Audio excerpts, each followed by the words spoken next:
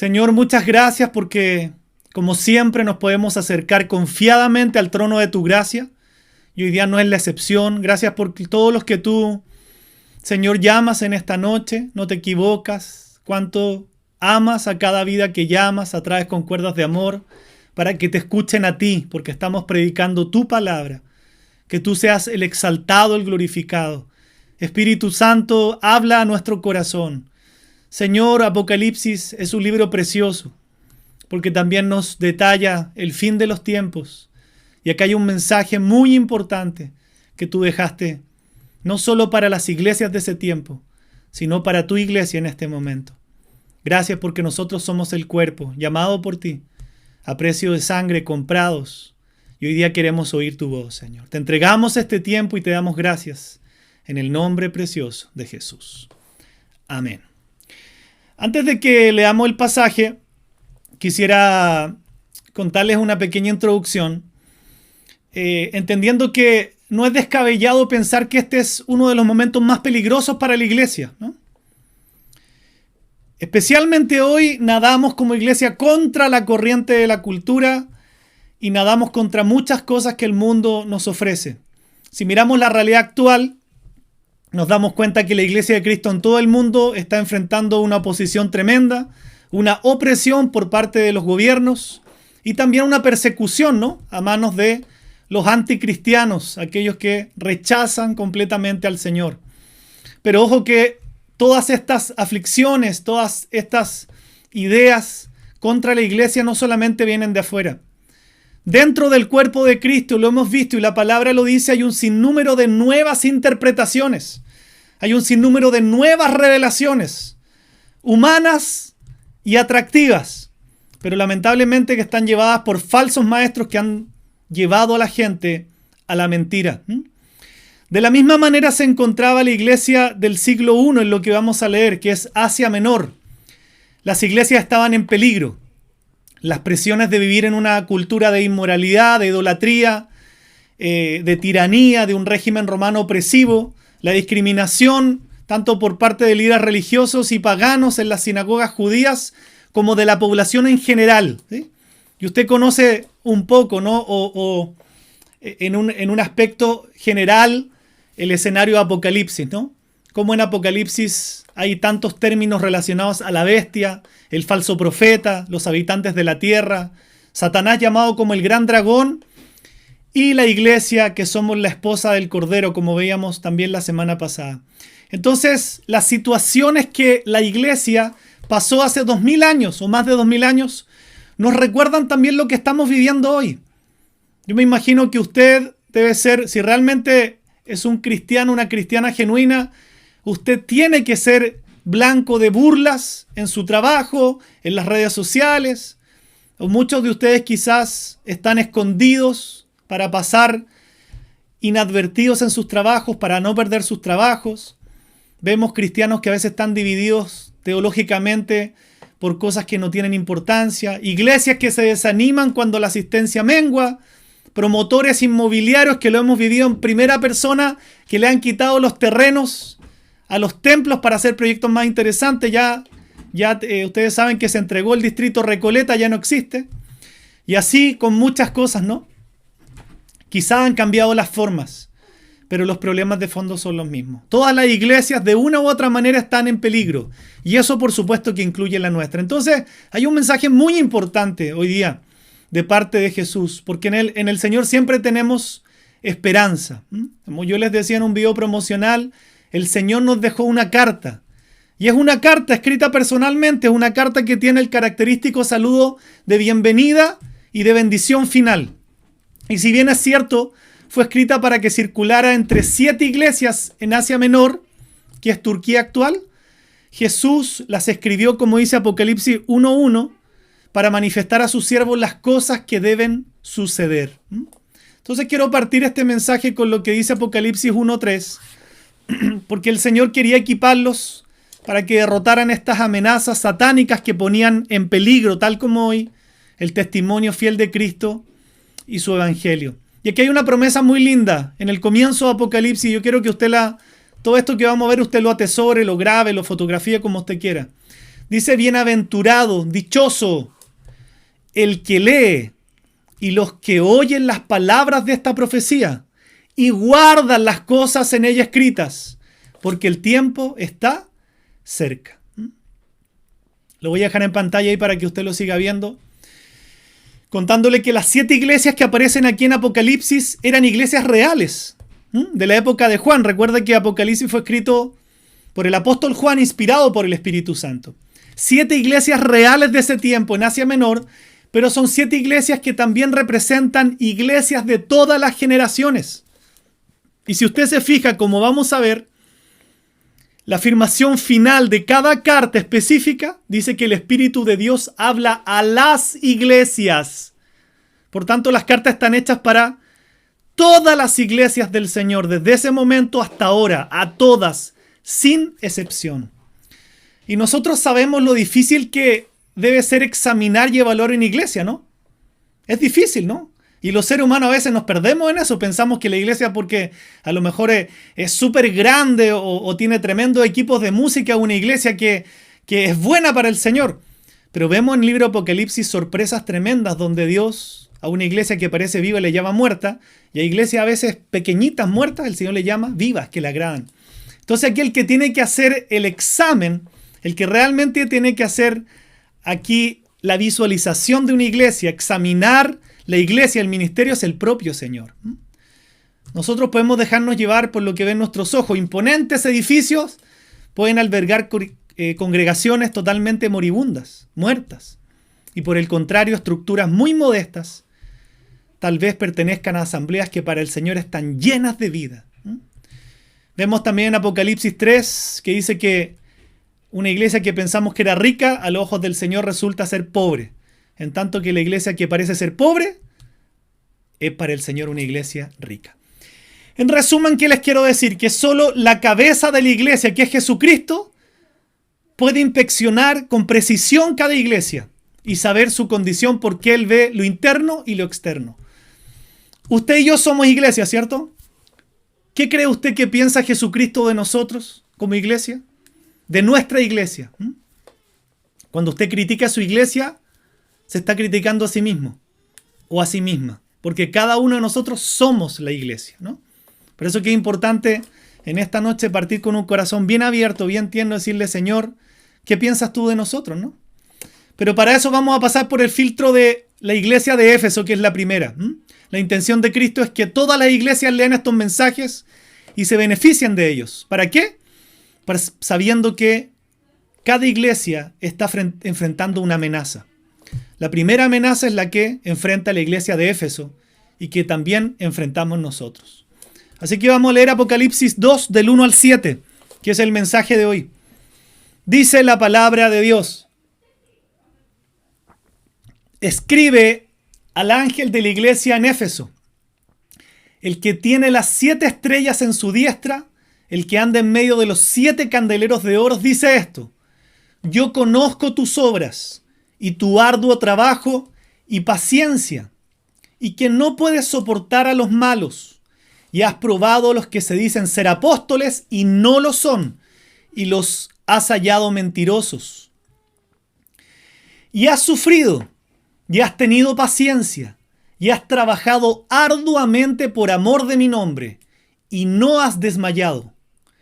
Pero tengo contra ti que has dejado tu primer amor. Recuerda, por tanto, de dónde has caído, y arrepiéntete, y haz las primeras obras, pues si no, vendré pronto a ti, y quitaré tu candelero de su lugar si no te hubieras arrepentido. Pero tienes esto, que aborreces las obras de los nicolaitas, las cuales yo también aborrezco.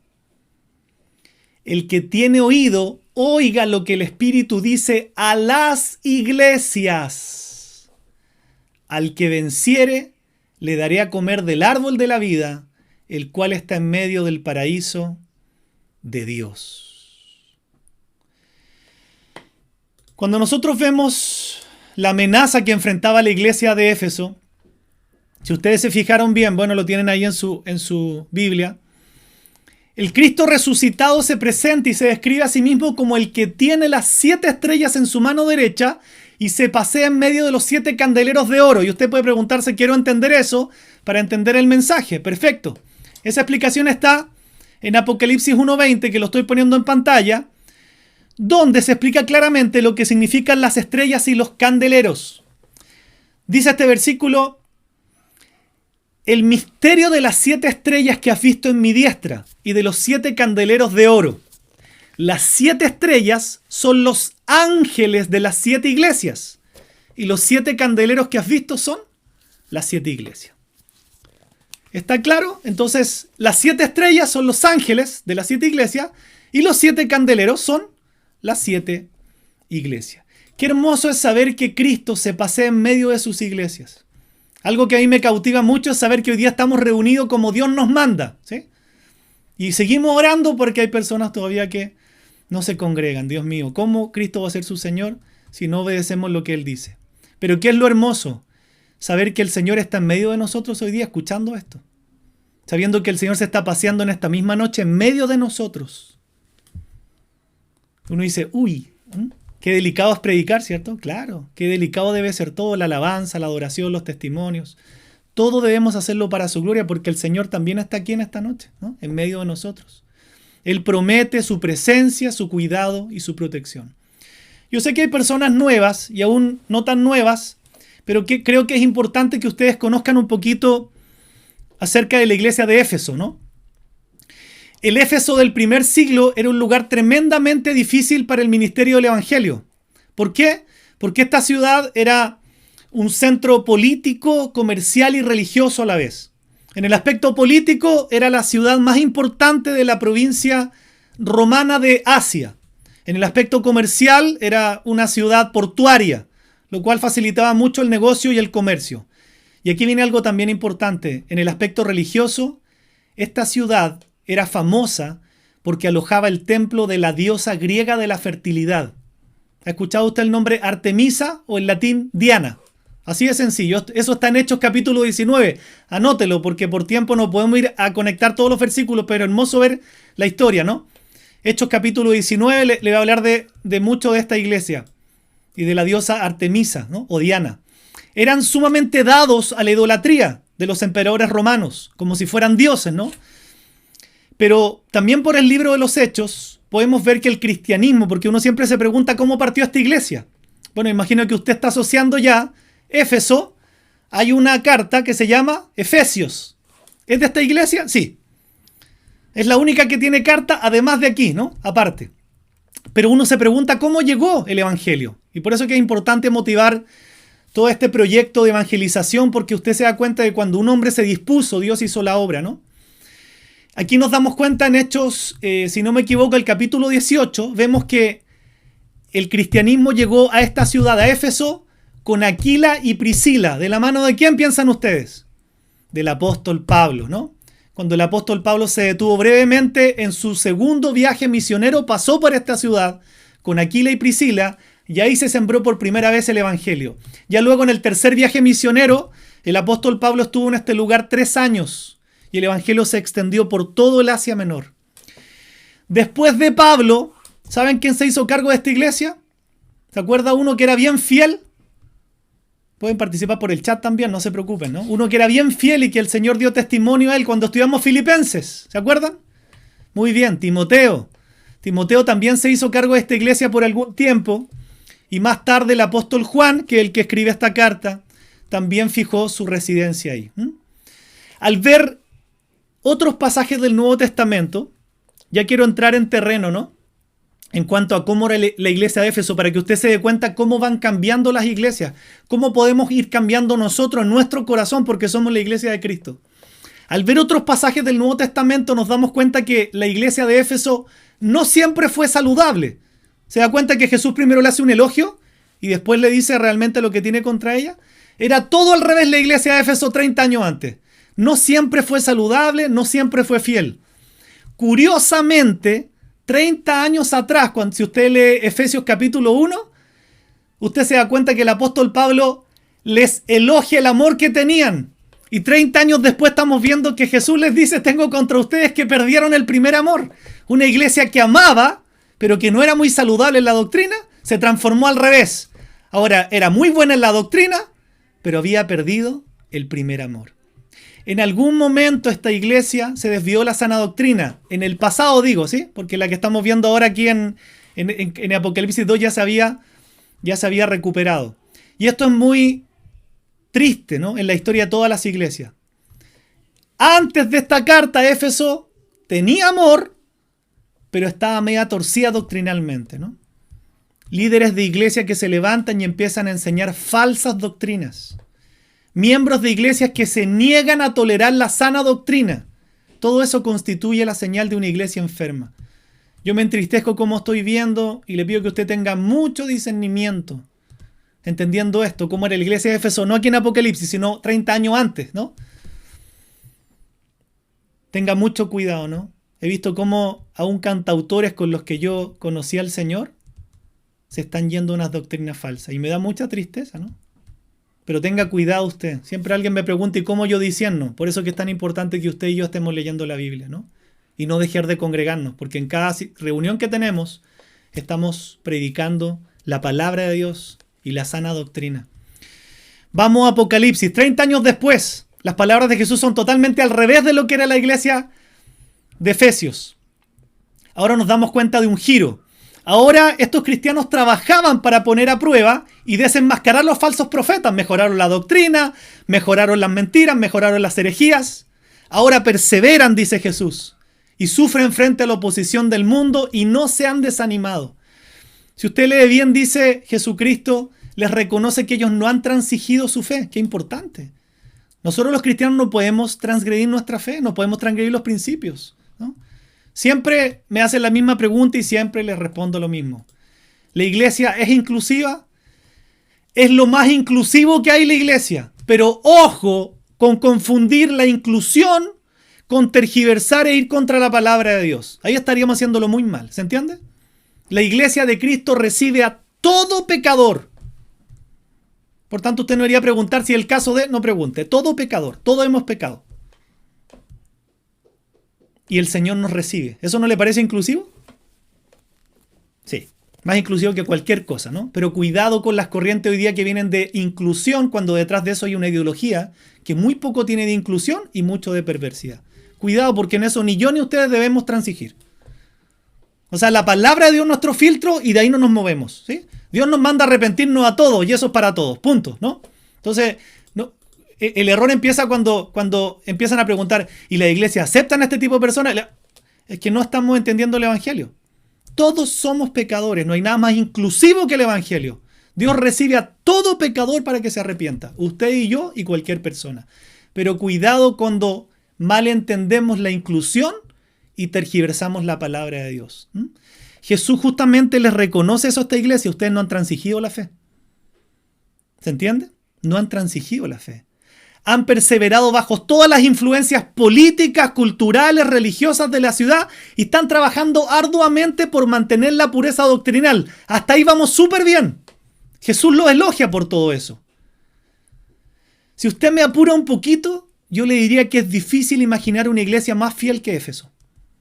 Fieles, pero ya a más no poder. Saludable, pastores fieles. Se habían arreglado en todo lo que tenían malo. Predicaban el evangelio y la sana doctrina. Que Dios nos ayude a ser iguales en eso.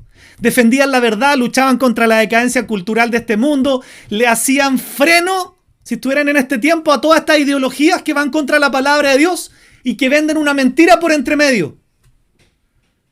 Estos cristianos no aguantaban a los vendedores ambulantes del evangelio, como muchos vendedores se están levantando hoy día, hasta cobrando por la sanidad. Pero no obstante todo el elogio anterior, Jesús le hace entender que les falta lo supremo. Es súper importante lo otro, por supuesto. Es muy importante que una iglesia sea fiel, que predique la sana doctrina, que tengan pureza doctrinal. Súper importante que lo tengamos, ¿no? Pero Jesús les dice que les falta algo que es más importante. Aquello que tenían 30 años atrás y lo perdieron.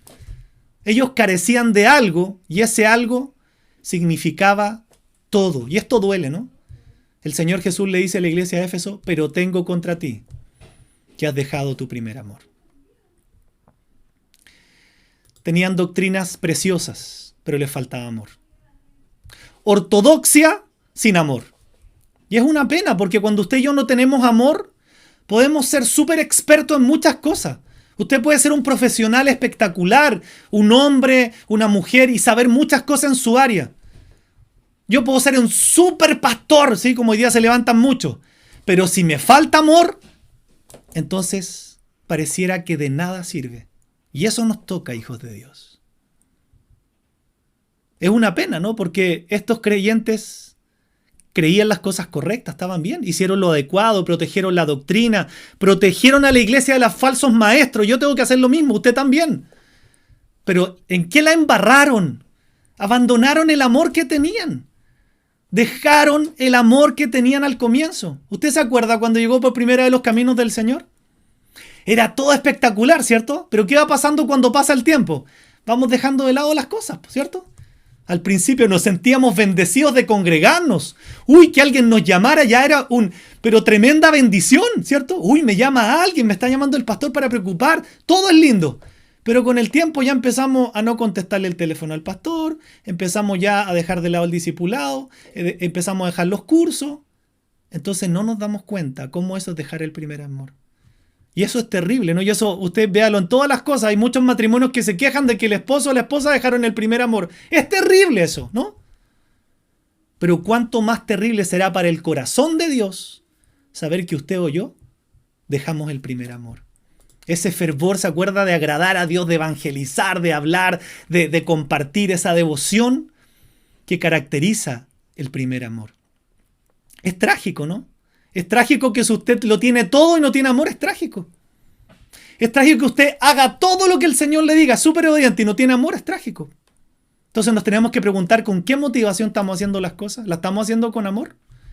Nunca olvide vivir predicándose el evangelio. Siempre pregúntese la motivación que usted tuvo para hacer tal cosa. Siempre he explicado eso. Si no, nos volvemos legalistas, ¿no? ¿Por qué hiciste eso? No, el punto no es por qué hiciste eso. El punto es, ¿qué te motivó a hacer eso? Entonces tú puedes poner eso delante del Señor y confesarlo. Predíquese siempre el evangelio. No vivimos por ley, vivimos la gracia del Señor y eso nos lleva a un arrepentimiento a nivel del corazón. Mire lo que dice 1 Corintios, creo que lo conocen muchos. Es trágico hacerlo todo, tenerlo todo y no tienes amor. Dice el apóstol Pablo, si yo hablase lenguas humanas y angélicas y no tengo amor, vengo a ser como metal que resuena o como címbalo que retiñe. O sea, un sonido horroroso. Y luego dice, y si tuviese profecía y entendiese todos los misterios y toda ciencia, y si tuviese toda la fe de tal manera que trasladase los montes y no tengo amor, nada soy. Y si repartiese todos mis bienes para dar de comer a los pobres y si entregase mi cuerpo para ser quemado y no tengo amor, de nada me sirve. Cuidado con esto porque yo hasta hoy día recibo y digo, Señor, ¿cómo hacer y cómo orar? Señor, porque uno ama a las personas. Yo a veces digo, Señor, eso está delante de Dios, pero eso es para todos nosotros. Usted también tiene que amar a su hermano, ojo, ¿no? Usted debiera conocer a todos los que se congregan aquí, porque ese es el primer mínimo acto de amor. Conocerlos y orar por ellos. Pero todavía yo me encuentro con las típicas excusas, ¿no? No, yo no me estoy congregando, pero tú no sabes que yo paso evangelizando todos los días. O sea, cambiamos la obediencia por otra cosa. Es como la gente dice, yo no me congrego, pero ayudo a los pobres. ¿Qué está diciendo el apóstol Pablo? Podría dar hasta mi vida por los pobres. Si no tengo amor, no sirve de nada. Entonces, ¿cómo hacerle entender a ciertas personas que dicen, yo evangelizo, hago todo esto, pero no me congrego? Entonces hay una contradicción tremenda en su corazón, ¿no? Porque ¿cómo voy a amar a mis hermanos si yo no me congrego? Y el apóstol es claro, aunque entregara mi cuerpo por quemarlo para otro y no tengo amor, de nada sirve. De nada sirve, ¿no? Absolutamente de nada. Entonces, esto es doloroso, pero tiene que tocar nuestro corazón. Nosotros podemos tener todo en la vida. Tú puedes tener todos los títulos colgados, magíster, doctorados, puedes hacer todo en la vida y creer que estás haciendo cosas muy buenas. Pero sin eso que haces o tienes, no hay una motivación genuina en tu corazón, de genuino amor en lo que estás haciendo, todo se convierte en nada. Quiero decirte algo que te va a doler. Si tú sientes hoy día, estás aquí, y sientes que tu vida está vacía, Y yo sé que muchos lo están experimentando. Su vida está vacía. Sé que otros no, están llenos de amor. Gracias, Señor. No es que Dios no te ame. ¿Sabes por qué tú te sientes vacío o vacía? Porque tú no amas. No porque Dios no te ame, porque Dios te ama. Tú estás caminando una vida vacía, vacía, vacía, porque tú has dejado de amar. ¿Qué es el amor entonces, no? Esto se usa tanto para los matrimonios, ¿no? Aunque ustedes saben que este pasaje está metido en otro contexto, ¿sí? Pero igual es válido para usarlo en un matrimonio, no digo lo contrario, pero siempre es bueno analizarlo bien en su contexto. El contexto es otro, ¿no? Y dice 1 Corintios 13, este es el amor bíblico. Si alguien dice, a ver, Dios me está mandando a amar, a ver lo que es amar. No, si yo quiero tanto a mi familia, no. Miren lo que dice la Biblia que es el amor. El amor es sufrido, es benigno. El amor no tiene envidia, el amor no es jactancioso, no se envanece, no hace nada indebido, no busca lo suyo, no se irrita, no guarda rencor, no se goza de la injusticia, más se goza de la verdad. Todo lo sufre, todo lo cree, todo lo espera y todo lo soporta. Qué distinto el concepto del mundo de amor al concepto bíblico del amor. ¿Cuántas veces hemos escuchado? Hoy día hablaba con un muchacho de hace mucho tiempo que yo lo he invitado harto tiempo, ¿no? Y estoy en eso también, ¿no? No estaba en mi lista, pero igual lo estaba invitando. ¿Cómo estás? Le digo. Me estoy separando. Es la típica de la gente. ¿Y por qué? Porque se acabó el amor. ¿Cuál amor? Si el amor no se acaba, ¿cómo se va a acabar? El amor no es un sentimiento, es una decisión que tiene que ver con esto. Con sufrir, ser benigno, no tener envidia, jactancioso, darlo todo, no hacer nada indebido, no buscar lo mío, sino el bien del otro, no guardar rencor, no me gozo de las cosas injustas, me gozo de la verdad. Lo sufro, lo creo, lo espero y lo soporto. Esto es el verdadero amor, lo dice Dios. ¿Qué dicen los matrimonios en el mundo? Se acabó el amor, entonces nos separamos. ¿Cuál amor? ¿Se acabaron las mariposas de tu estómago? Eso no es amor. Entonces la gente llega y corta, la gente llega y separa, la gente llega y se destruye. Por no conocer lo que es el amor. Entonces recuerda que esta primera amenaza que Jesús desea exponer de entre 7 iglesias, Jesús la advierte sobre esto. Y es muy claro, ¿no? Dice la advertencia, pues si no, vendré pronto a ti y quitaré tu candelero de su lugar si no te hubieres arrepentido. Qué importante es que si tú te sientes identificada con tener una vida vacía, tú tienes que decirte la verdad. Has dejado de amar. Tú has dejado de amar, no es que otros no te amen. Tú has dejado de amar y el que no ama es una persona vacía, absolutamente vacía.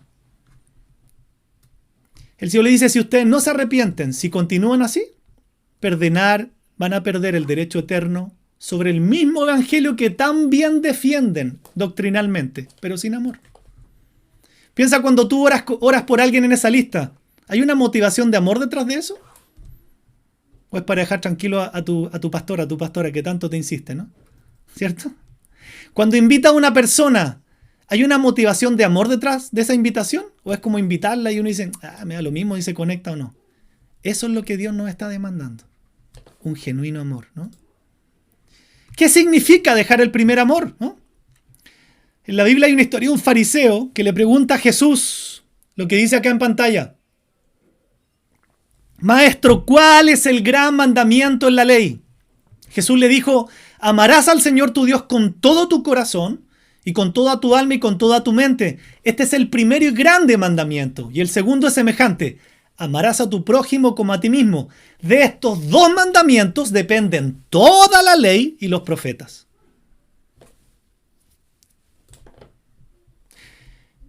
El amor por Dios. Graba bien esto que te voy a decir. Lo saqué de ahí del versículo, no estoy inventando. El amor por Dios es inseparable del amor por los demás.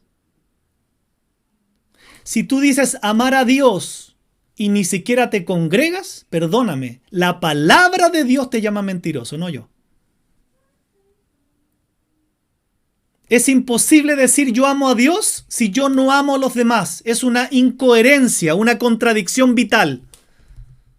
si yo realmente amo a Dios, eso tiene que verse evidenciado ¿en qué? En que yo amo a los demás. Versículo de eso está lleno en las cartas del apóstol Juan, ¿no? Está lleno. Dice, el que dice que ama a Dios y aborrece a su hermano es mentiroso, y así, ¿sí? Lleno. Entonces, en su primera carta exactamente, el apóstol Juan también hace este enlace, ¿no? Y une el amor de Dios con el amor por los demás. Son indivisibles. Dice, amados, amémonos unos a otros. Se está destacando primero el amor entre nosotros. ¿Por qué? Porque el amor es de Dios. Todo aquel que ama es nacido de Dios y conoce a Dios. Léalo al revés, po. Si usted no ama a su hermano, ni siquiera se congrega, ni siquiera sabe quiénes son los que están en el ministerio, léalo al revés, pues sáquele el negativo. Usted no ha nacido de Dios y no conoce a Dios.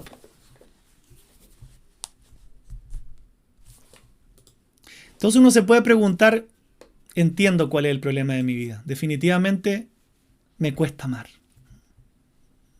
He dejado de amar. Y uno, ¿qué siempre pide? ¿Qué es lo que usted siempre anhela? Que le amen, ¿cierto? Pero esta palabra nos está exhortando a que nosotros seamos amados. Nos está exhortando claramente la iglesia de Éfeso y a nosotros a que nosotros no dejemos de amar. Es muy fácil para una mamá decir es que amo tanto a mi hijo, ¿cierto? Es muy fácil para un papá decir que amo tanto a mi hijo. Es fácil para un hijo decir amo tanto a mis papás.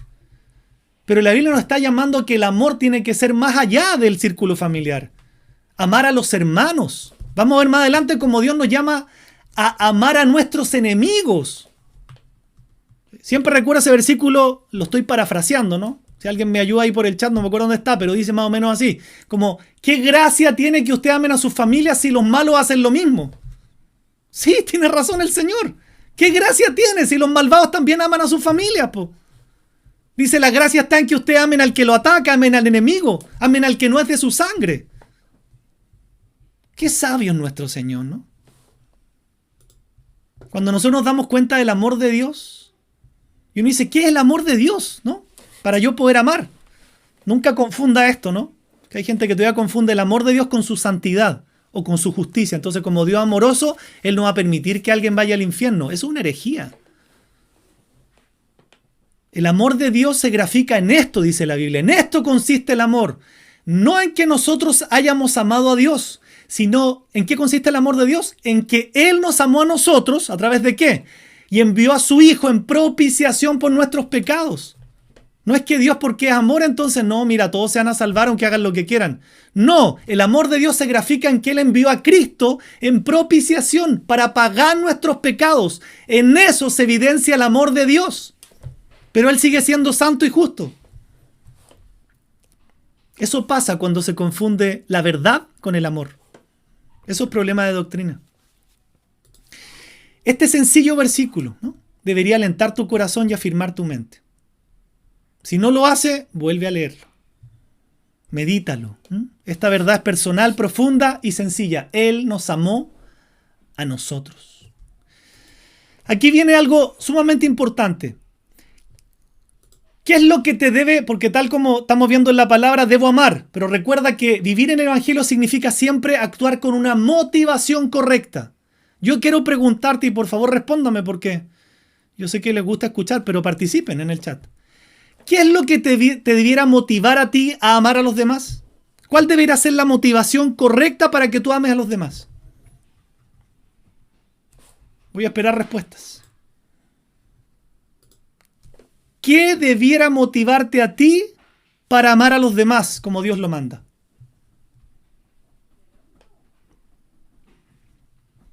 Se fueron del chat.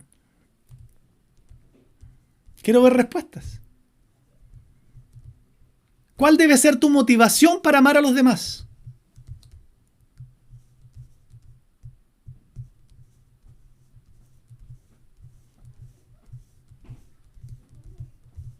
Ahí estoy leyendo alguna. Esta no es la parte de la trivia bíblica, pero ninguno ha acertado todavía. Por eso es que es tan importante entender esto, hijos de Dios. Y no se olviden nunca de esto. Lo que debe motivar tu corazón, debe ser siempre el Evangelio. Por eso es que nos equivocamos tanto en la vida cristiana. Eso, muy bien, Marcelita, esa es la respuesta. ¿Qué es lo que debe siempre motivar a que tú ames a los demás?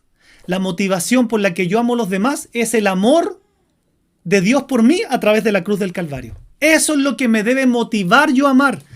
Te amo porque Cristo me amó y dio su vida en la cruz, se entregó. Eso es lo que debe motivarte a ti a obedecer al Señor. Eso es lo que debe motivarte a evangelizar. Eso es lo que debe motivarte a leer la Biblia. Eso es lo que debe motivarte a santificarte. Eso es lo que debe motivarte siempre. En todas las cosas la misma respuesta.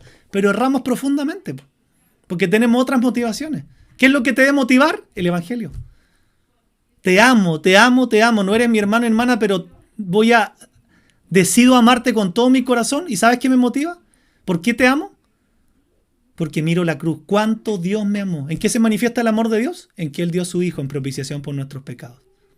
Entonces tú no actúas con la motivación del Evangelio, actúas por ley. Porque tengo que obedecer a Dios. Porque me da lata, porque si no, el Ale y la Yana me van a retar. Es que no, estamos mal. Estamos mal. ¿Por qué tú debes obedecer al tiro al Señor y ser un siervo y una sierva de Dios? Porque el Señor se entregó por mí en la cruz del Calvario. Esa es mi motivación para hacer todo en la vida. Entonces no vivimos en el Evangelio, ¿se dan cuenta? El amor que tengamos por Dios y por los demás debe brotar como respuesta del amor que Dios nos da a nosotros. ¿A través de qué? De la obra de Cristo en la cruz. Esa es la motivación por la que debemos amar, iglesia. Una motivación centrada en el Evangelio, en la que debe movernos a amar y adorar a Dios y amar a los demás entendiendo que son indivisibles. Tanto amo a Dios como amo a los demás. Entonces eso se vive en una experiencia personal, no es un mero amor sobre Dios, como mucha gente dice, no, si yo amo tanto al Señor y lloro, de repente escucho una canción y me quebranto, gloria a Dios, pero eso no es la base del amor a Dios, ¿no? Mire lo que dice 1 Juan 4:8. El que no ama, no conoce a Dios, porque Dios es amor. El amor es la señal inequívoca de un cristiano, de una cristiana. Si tú no amas a tus hermanos en la iglesia, yo te invito con mucho amor a que esta noche nos arrepintamos, porque hay una evidencia entonces de que no conocemos a Dios.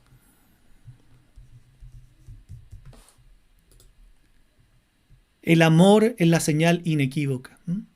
Entonces, amada iglesia, Éfeso, hoy día nuestra iglesia, nosotros también debemos ser una prueba viviente de la verdad que proclamamos. Entonces, abandonar el amor, que es lo que Jesús les critica en Apocalipsis 2:3, no solamente significa perder tu afecto, el celo por Dios, sino también significa fracasar rotundamente en amar a los demás. No puedes separar el amor a Dios del amor a los demás. Y eso no es solamente lo que debe movernos a congregarnos. Lo mismo, ¿por qué me congrego? Oye, es lo menos que puedo hacer sabiendo, entendiendo lo que Cristo hizo por mí. O sea, ¿me entiendes? Esa es la motivación correcta. Oye, me voy a quedar despierto en la vigilia. Pero si Cristo se entregó por mí, ¿qué me cuesta trasnochar un día, 2 días por el Señor? ¿Qué me cuesta inscribirme en la maratón, despertarme temprano? Y así con todas las cosas. Pero piensa también qué te lleva a no hacer eso. ¿Qué te motiva a no hacer eso? A no obedecer al Señor. Ahí es donde tú tienes que entonces exponer eso y hablarlo directamente con el Señor. Eso es vivir en el Evangelio y creo que es precioso. Ya no vivimos por leyes. Vivimos centrados en el Evangelio, ¿no? Piensa en esto, porque el abandonar el amor no sucede de golpe. Considera una cristiana nueva, ¿sí? Siempre que dicen que ponemos ejemplos de hombres, bueno, vamos a poner de mujeres. Considera una cristiana nueva, ¿no? Con gran entusiasmo esta cristiana llega, se devora la Biblia, se lee con avidez otros libros para su crecimiento, da testimonio a todas las reuniones, pero empieza a pasar que a medida que su conocimiento aumenta, entonces empieza a aumentar su orgullo. Antes de darse cuenta, esta cristiana que venía muy bien, siente que ha crecido más que los otros en el ministerio. Esta cristiana ahora empieza a pensar para sí misma en el momento de los testimonios. Dice, me doy cuenta que los demás son perezosos en la lectura. Esta cristiana empieza a decir, uy, ¿cómo no se sabe la respuesta? Si es tan fácil las 3 preguntas que hicieron. Esta cristiana empieza a decir, a diferencia mía, los otros como que no toman en serio el pecado. Esta cristiana empieza a pensar y a decir, parece que hay varios aquí que no tienen tanta vida espiritual, son un poquito mundanales. Esta cristiana que partió muy bien, ahora se siente con la autoridad de juzgar a los demás. Y eso es una evidencia de que su amor por sus hermanos, lo más importante, se está tornando cada vez más frío. Es fácil perder el amor. Seamos honestos, ¿no? Todos sabemos que es fácil perder el amor por quienes nos critican, se quejan de nosotros o incluso nos atacan. Somos rápidos para perder el amor por esas personas. Pero Jesús nos dio un tremendo consejo, ¿sí? En Mateo capítulo 5. Pero yo os digo, amad a vuestros enemigos, bendecid a los que os maldicen, haced bien a los que os aborrecen y orad por los que os ultrajan y os persiguen. ¿Para qué? Para que seáis hijos de vuestro Padre que está en el cielo, para que evidencien que ustedes realmente son hijos de Dios. Miren, nuestra unidad, nuestro amor los unos por los otros, tienen como propósito ser un testigo poderoso para el mundo de que el Padre efectivamente envió a su Hijo y nosotros somos cristianos genuinos, no falsos. Por eso yo me entristezco mucho, ¿no? A veces digo, Señor, ya no quiero ver ni comentarios ni nada, pero hay muchos hoy día, muchos hermanos de muchas iglesias, ¿no? No de la nuestra, gracias a Dios. Espero, no sé. Pero que todos los días caen en discusiones vanas por quién sabe más. ¿Quién tiene la razón? Y le cuento que debaten asuntos teológicos que no tienen ninguna importancia. Es fácil perder el amor también con mi hermano, con otros pastores, es fácil. Quizás tú estás escuchando estas palabras y te sientes sumamente incómodo, sumamente incómoda. ¿Por qué? Porque te das cuenta que el amor en tu corazón se está enfriando.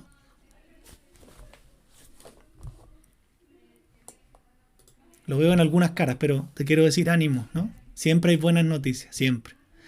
Cuando nosotros nos damos cuenta de que en nuestro corazón pasa lo que le pasaba a la iglesia de Éfeso, hemos descuidado el amor, Cristo nos advierte, pero también nos da el camino a corregir, nos da la salida. Dice, recuerda por tanto de dónde has caído y arrepiéntete y haz las primeras obras. ¿Cuáles son las primeras obras? Cuando yo conocí al Señor, no dejaba de leer la Biblia, no dejaba de congregarme, no dejaba de hablar del Señor. Empieza a hacer las primeras obras como cuando era el principio. Te conectaba a los guerreros, te conectaba en la mañana, te conectaba al devocional, no te perdías reunión, no te perdías discipulado, no te perdías vigilia, no te perdías maratón de oración. El consejo es claro del Señor. Arrepiéntete y empieza a hacer las primeras obras. ¿En qué momento dejaste de hacerlas? ¿Tú puedes recordar el entusiasmo que tenías en tus primeros días de vida cristiana cuando entendiste la salvación? Cuando entendiste que el Señor te rescató. Entonces, para arrepentirnos genuinamente, amados de Dios, y corregir el rumbo, debemos regresar a hacer las primeras obras. Si todos éramos así al principio, nos gustaban las cosas, las canciones, ahora ya no, ni escuchamos ni canciones, ¿no? Hay personas que le preguntan al ministerio, bueno, ¿qué te pareció el video? ¿Y cuándo lo mandó, pastor? Oh, llegó Señor. O sea, es como decir, no están ni ahí, pero no es que no estén ni ahí conmigo, no están ni ahí con el Señor y eso es muy triste.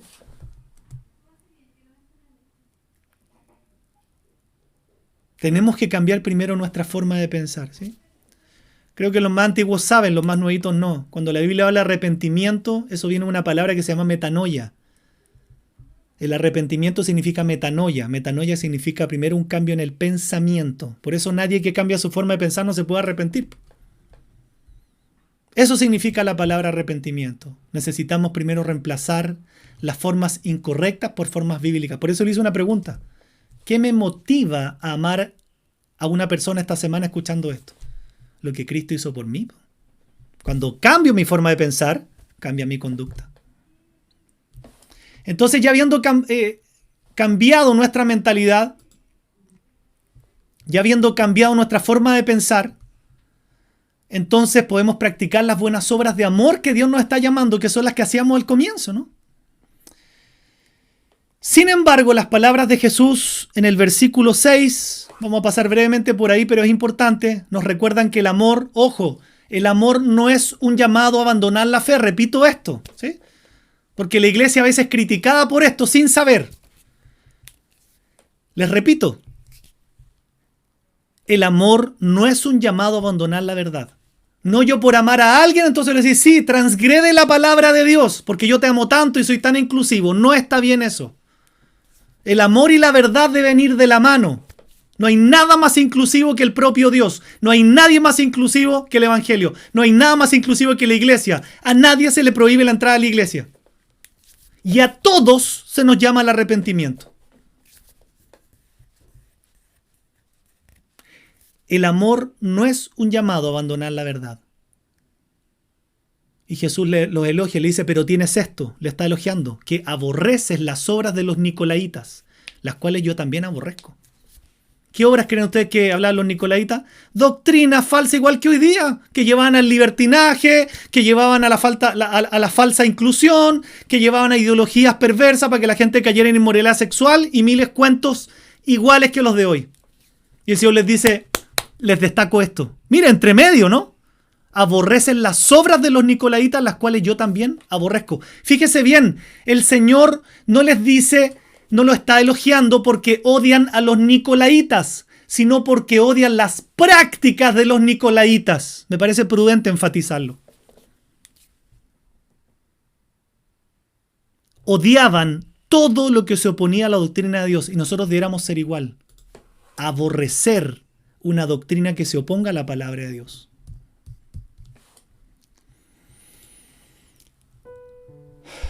Amada iglesia, llegamos al final. ¿Por qué es tan importante esto? Porque Dios nos dejó su palabra, no para transgredirla. Y cuando la corrección se hace necesaria, los que somos pastores tenemos la obligación de corregir a los que se oponen en la iglesia, que los hay. Pero oramos para corregirlos con amabilidad, con gentileza, con compasión, con amor. Y orando, ¿no? Llorando muchas veces. ¿Por qué? Con la esperanza de que Dios les conceda el arrepentimiento para conocer la verdad. De modo que se despierten y escapen de la trampa en que el diablo los tiene cautivos, sumisos a su voluntad. El amor y la verdad siempre deben ir de la mano. Nunca te olvides de eso. El amor no debe transigir la verdad de Dios. Y al revés, decirle la verdad no debe ir ausente de amor. Siempre me he recordado un proverbio que me encanta, que dice que el pecado se corrige con misericordia y con verdad. Lo mismo. La misericordia es ese amor fiel que Dios tiene por nosotros. Nunca transgredas ni uno de los dos. El amor y la verdad tienen que ir de las manos. No porque tú ames a alguien, entonces le va a decir, sí, haz lo que tú quieras. Y al revés, cuando tengas que decirle la verdad a alguien, que no te falte el amor. Todo esto termina en el paraíso prometido, ¿no? El último versículo, el 7. Lo tengo acá en pantalla, perdón. Hace una maravillosa promesa el Señor para aquellos que se aferran a la verdad y al amor, ¿sí? Ahí está la mezcla perfecta. Le faltaba amor a los de Éfeso, pero tenían la verdad. Defendían la sana doctrina. Eran correctos en la palabra de Dios. Pero aquí está la promesa para aquellos que se aferran a las dos cosas, a la verdad y al amor. Al que salga vencedor, le daré derecho a comer del árbol de la vida que está en el paraíso de Dios. ¿Se acuerdan el paraíso? La Biblia dice en Génesis que Dios caminaba por el jardín en medio de su pueblo. Era hermoso, en una comunión íntima, agradable y amorosa con su creación. Y la presencia del árbol de la vida que lo está nombrando aquí, en el jardín, significaba que esta comunión entre Dios y la humanidad duraría para siempre. ¿Qué pasó? La historia ya la sabemos. El hombre pecó y fue separado de su presencia. Desde ese momento Adán y Eva no tuvieron más acceso al árbol de la vida. Pero aquí Jesús está haciendo una promesa. Está prometiendo abrir el acceso nuevamente. La iglesia de Éfeso y nuestra iglesia, o este ministerio para ser más particular que estamos predicando hoy, pero tenemos una iglesia, podemos venir ahora, comer y disfrutar de la vida eterna en la presencia de Dios a través de Cristo. El Cristo que habla a los creyentes de Éfeso es el mismo que se pasea entre las iglesias. Es el mismo que está hoy día en medio de nosotros y está escuchando esto. Si no se arrepienten, Jesús va a quitar el candelero. Ellos ya no van a ser iglesia. Jesús ya no se va a pasear entre ellos. Me muero si pasa eso, le confieso. Me muero que Jesús no esté en medio de nosotros. Pero el que venza no tiene nada que temer. Por el contrario, Dios le dará acceso al árbol de la vida en el paraíso, donde Él y su pueblo volverán a caminar en perfecta comunión, tal como fue al comienzo. Pero ahora sí que no va a haber más interrupción. Esta vez va a ser por toda la eternidad. ¿Qué debe motivar su corazón a obedecer a Dios en esta noche? Dios le está llamando a usted y a mí a amar genuinamente. Dios le está diciendo a usted y a mí: has dejado de amar, has perdido el primer amor. Pero no se equivoque en la motivación. Dios nos está llamando a empezar a amar nuevamente, con la motivación de que Él nos amó primero.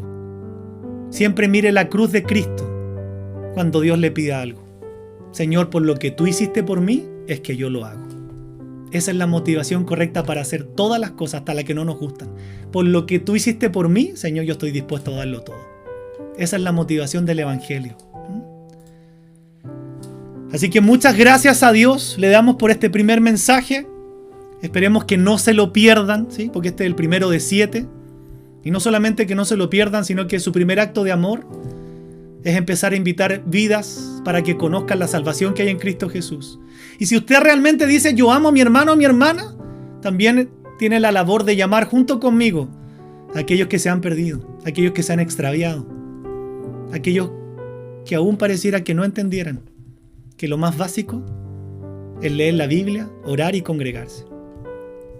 Quiero invitarle a que oremos en esta noche, en esta sintonía, que usted y yo podamos venir delante de su presencia y decirle: Señor, gracias, porque tú en este mensaje llamas al arrepentimiento. Es mi manera de pensar la que está mal. A veces no le doy en mi mente el peso de quién eres tú, Señor. No dimensiono lo que tú hiciste en la cruz del Calvario por mí. Mi obediencia debiera ser la respuesta mínima a lo que tú hiciste por nosotros. Tú lo diste todo, hasta la última gota de sangre. Y es eso lo que debe motivarme. No solo a recuperar el amor por los demás, sino a obedecerte en todas las cosas. Señor, perdónanos, porque quizás igual que esta iglesia de Éfeso, ellos habían perdido el primer amor. No solo contigo, sino también con los demás. Ya no había amor entre ellos. Habían competencias. Unos se creían más santos, más espirituales. Otros se creían que sabían más. Señor, qué triste saber que pertenezco a una iglesia, a un ministerio, y ni siquiera me sé los nombres de aquellos que son mis hermanos. Qué triste para esa vida, Señor. Qué triste es no poder amar la familia que tú me diste. Qué triste es saber que ni siquiera he llegado a poder amar a mi hermano o mi hermana. Entonces estoy muy lejos de amar siquiera a algún enemigo que me haya atacado, como tú en tu palabra nos mandas también. Pero en esta noche me arrepiento, Señor. Quiero partir por lo primero. Quizás tú te sientes identificado, identificada, y dices: yo amo a mi familia. Pero Dios te está pidiendo que des un paso más y empieces a amar ahora, el primer paso, a tu familia de la fe, que no es tu familia de sangre. Y eso incluye conocerse, preocuparse, estar interesado. A veces escribirle un mensaje a alguien, una llamada, tan solo para demostrar el amor, tan solo para demostrar que estoy ahí contigo, te vi preocupado, preocupada, escuché tu testimonio en necesidad, solamente quiero saber cómo estás, porque Dios me manda a amarte. Y a lo mejor no somos amigos, no importa, no somos amigas, no importa. Dios me está llamando a amarte porque eres mi hermano y eres mi hermana. Señor, danos de tu amor, porque nadie aquí puede amar de algo que no tiene. Si realmente no buscamos todos los días tu amor en tu presencia, ¿qué podremos dar a otros, Señor? Si nuestros corazones están fríos, vacíos, necesitamos tu amor primero. Necesitamos que tú llenes nuestros estanques del corazón con ese amor, Señor misericordioso. Y que nunca se nos olvide, todos los días. Graba esto en nuestro corazón, Señor. Todos los días lo que hagamos, nuestra motivación única sea hacerlo porque tú lo hiciste primero por nosotros. Amar porque tú nos amaste. Perdonar porque tú nos perdonaste. Ser misericordiosos con otro porque tú lo eres con nosotros. Darme de gracia porque tú me diste de gracia en la cruz lo que no merezco.